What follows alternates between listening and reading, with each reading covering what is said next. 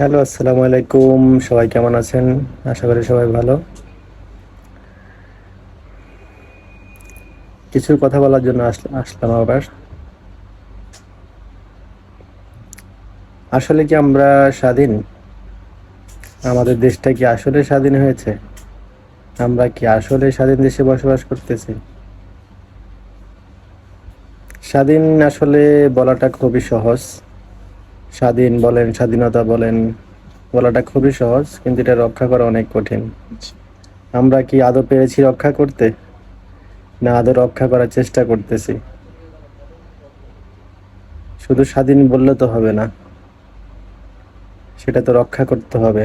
রক্ষা করে বুকের মধ্যে ধারণ করতে হবে, মনের মধ্যে ধারণ করতে হবে, এবং চেষ্টা চালিয়ে যেতে হবে যতদিন না সেটাকে রক্ষা করা যায়। একটু করে কি স্বাধীন হওয়া যায়? কখনো না। বাকি আপনারা আপনাদের মতামত জানাবেন। ধন্যবাদ।